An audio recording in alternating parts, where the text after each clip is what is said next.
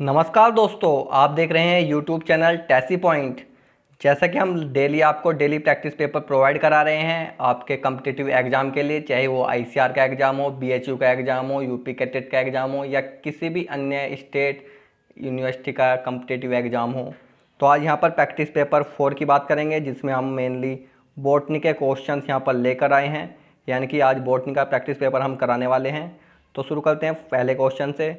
भोजन, स्थान व प्रकाश के लिए किन दो में संघर्ष होता है? तो यहाँ पर क्वेश्चन पूछा गया था, तो ऑप्शन दिए गए थे। विभिन्न आवास में रहने वाली विभिन्न प्रजातियों में, एक ही आवास में रहने वाली मिलती जुलती प्रजातियों के बीच, एक ही आवास में रहने वाली विभिन्न प्रजातियों के बीच, विभिन्न आवास में रहने वाली मिलती जुलती जातियों के बीच। तो इसमें एक ही आवास में रहने वाली मिलती जुलती प्रजातियों के बीच में संघर्ष होता है। तो ऑप्शन नंबर 20 का करेक्ट हो जाएगा। अब देखते हैं अगला क्वेश्चन। चट्टानों की सतह पर उगने वाले पौधे कहलाते हैं। तो ऐसे पौधे जो चट्टानों की सतह पर उग जाते हैं उनको हम लिथोफाइट्स बोलते हैं। अब देखते हैं अगला क्वेश्चन। फर्न है, तो फर्न जो है वो एक, यहाँ पर हम कह सकते हैं कि वो एक बीजाणुउद्भिद है। तो इसका नंबर सी करेक्ट होगा। अब देखते हैं नेक्स्ट क्वेश्चन, क्वेश्चन नंबर 4। साबूदाना प्राप्त होता है। तो यहाँ पर ऑप्शन आपके सामने है। म्यूकर से, विषाणु से, साइकस से, कवक से। तो ये क्वेश्चन आपके लिए है, आपको इसका आंसर हमें नीचे कमेंट बॉक्स में बताना है। साबूदाना प्राप्त होता है। अब बात करते हैं अगले क्वेश्चन की। भारत के राष्ट्रीय पुष्प का वैज्ञानिक नाम है। तो भारत के, पहले तो आप यही बता दें कि राष्ट्रीय पुष्प है कौन सा। तो कमल का फूल हमारा राष्ट्रीय पुष्प है, जिसका साइंटिफिक नेम निलंबो न्यूसीफेरा है। तो ऑप्शन नंबर 20 का करेक्ट हो जाएगा। अब देखते हैं अगला क्वेश्चन। निम्नांकित वृक्ष मेड इन हेयर ट्री कहलाता है। तो यहाँ पर ऑप्शन दिए गए थे। एडियंटम, जिंगो बाइलोबा, नीम, कमल। तो इसमें जो सही आंसर है वह है जिंगो बाइलोबा। अब देखते हैं अगला क्वेश्चन। हींग प्रदान करने वाला पौधा है। जिस पौधे से हमें हींग प्राप्त होती है उस पौधे को हेरुला कहते हैं। तो ऑप्शन नंबर बी करेक्ट हो जाएगा। अब देखते हैं अगला क्वेश्चन। जर्मप्लाज्म सिद्धांत प्रतिपादित किया था। तो जो जर्मप्लाज्म सिद्धांत है वो प्रतिपादित किया गया था वीज़मान द्वारा। तो ऑप्शन नंबर सी इसका करेक्ट हो जाएगा। अब देखते हैं अगला क्वेश्चन। भ्रूणहीन पौधे किस जगत से संबंधित हैं? तो ऐसे पौधे जो भ्रूणहीन है तो वे किस जगत से संबंधित है? तो इसमें राइट आंसर जो है वो है थैलोफाइटा। थैलोफाइटा में भ्रूणहीन पौधे पाए जाते हैं। बढ़ते हैं अगले क्वेश्चन की ओर। शोभाकारी पादपों के संवर्धन तथा अध्ययन को कहते हैं। तो यहाँ पर ऑप्शन दिए गए थे। कृषि विज्ञान, फ्लोरिकल्चर, ओलेरिकल्चर या वृक्ष संवर्धन।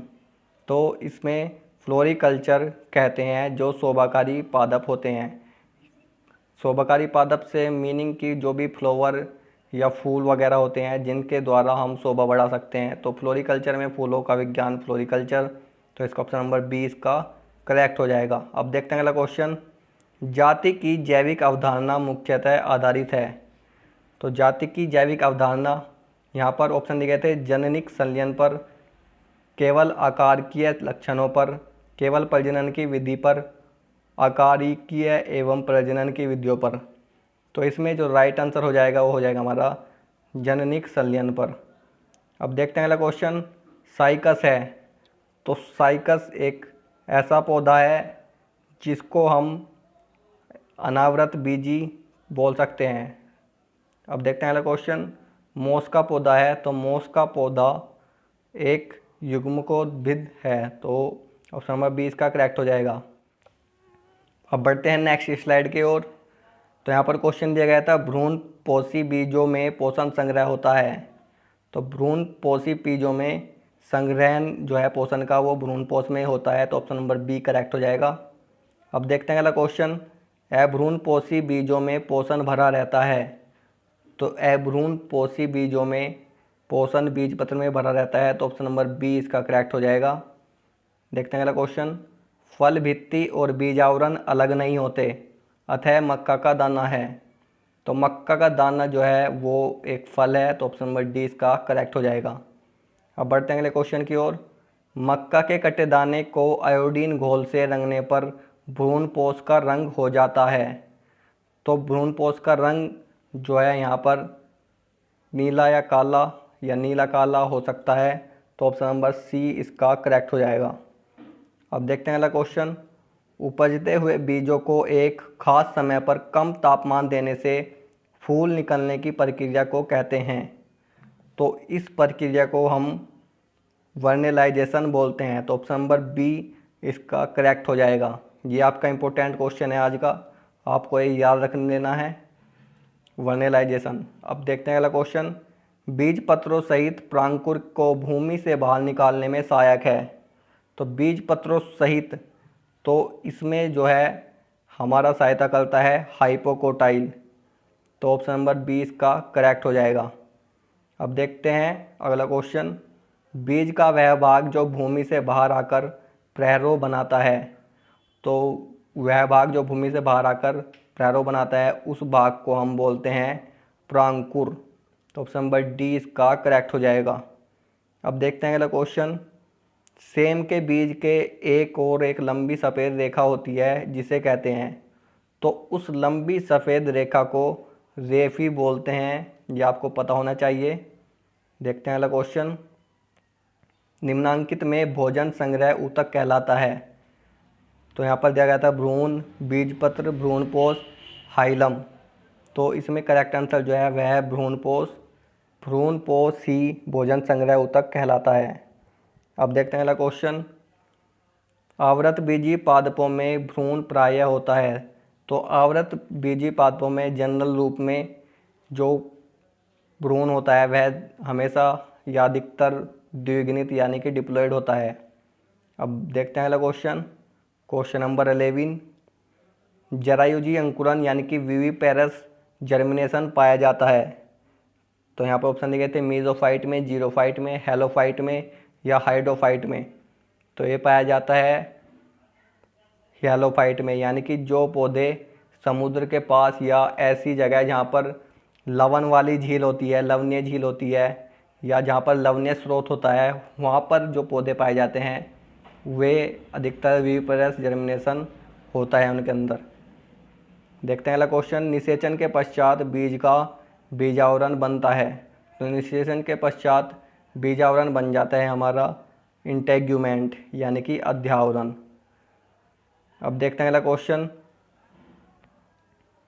अंकुरन के समय मूलांकुर बीज के बाहर आता है। तो यहाँ पर ऑप्शन दिए गए थे बीजावरण से, बीज अंड द्वार से, बीज चोल से या बीज अंडवृत्त से। तो यहाँ पर करेक्ट आंसर जो होगा वो होगा बीजांड द्वार से। अब देखते हैं अगला क्वेश्चन। बीज आवरण का बाहरी भाग कहलाता है। तो बीज आवरण का बाहरी भाग बीज चोल कहलाता है। तो ऑप्शन नंबर सी इसका करेक्ट हो जाएगा। अब देखते हैं अगला क्वेश्चन। पपीता, अरंड, पोस्त एवं शरीफा के बीज हैं। तो ये सभी जो हैं वे द्विबीजपत्री भ्रूणपोषीय हैं। तो ऑप्शन नंबर सी इसका करेक्ट हो जाएगा। अब देखते हैं अगला क्वेश्चन। चना, मटर, सेम एवं आम के बीज हैं। तो यहाँ पर ऑप्शन दिए गए थे एक बीजपत्री भ्रूणपोषी, एक बीजपत्री अभ्रूणपोषी, द्विबीजपत्री भ्रूणपोषी या द्विबीजपत्री अभ्रूणपोषी। तो यहाँ पर करेक्ट आंसर जो है वो हो जाएगा द्विबीजपत्री अभ्रूणपोषी। अब देखते हैं अगला क्वेश्चन। निम्नांकित में से अधोभूमिक अंकुरन मिलता है, यानी कि हाइपोजियल जर्मिनेशन मिलता है किसमें? यहाँ पर ऑप्शन दिए गए थे मूंगफली में, मक्का में, आम में, ये सभी में। तो इसमें चाहे मूंगफली हो, मक्का हो या आम हो, तीनों में ही यहाँ पर हाइपोजियल जर्मिनेशन देखने को मिलता है। तो राइट आंसर इनमें उपरोक्त सभी हो जाएगा। अब देखते हैं अगला क्वेश्चन। पेरिस्पर्म पाया जाता है। तो ऑप्शन दिए गए थे अरंड में, धान में, चना में, गेहूँ में। तो पेरिस्पर्म जो है वो अरण्य में पाया जाता है। तो ऑप्शन नंबर ए इसका करेक्ट हो जाएगा। देखते हैं अगला क्वेश्चन। जब भ्रूण का विकास भ्रूणपोष या एम्ब्रियोसैक के अंदर उपस्थित अंड को छोड़कर अन्य किसी कोशिका से होता है तो इसे कहते हैं। तो ऑप्शन देते हैं पार्थिनोकार्पी, एपोगैमी, पैर्थीनोजेनेसिस या इनमें से कोई नहीं। तो ऑप्शन नंबर इसमें अपयुग्मन यानी कि एपोगैमी करेक्ट हो जाएगा। अब देखते हैं अगला क्वेश्चन। भ्रूणकोश का द्वितीय केंद्रक नर युग्मक मेल गैमिट के साथ निषेचन के बाद बनता है। तो द्वितीय केंद्रक नर युग्मक के साथ निषेचन के बाद ये बनता है भ्रूणपोष। तो ऑप्शन नंबर डी इसका करेक्ट हो जाएगा। यह भ्रूणपोष ही उसको पोषण देने का काम करता है। तो ये थी आज का प्रैक्टिस पेपर। अगर आपको इसकी पीडीएफ डाउनलोड करनी है तो आप हमारे एप्लीकेशन से डाउनलोड कर सकते हैं। एप्लीकेशन आप हमारा प्ले स्टोर से जाकर डाउनलोड कर सकते हैं और आपको डिस्क्रिप्शन बॉक्स में भी इसका लिंक मिल जाएगा। तो मिलते हैं नेक्स्ट वीडियो में, तब तक के लिए धन्यवाद। जय हिंद, जय भारत।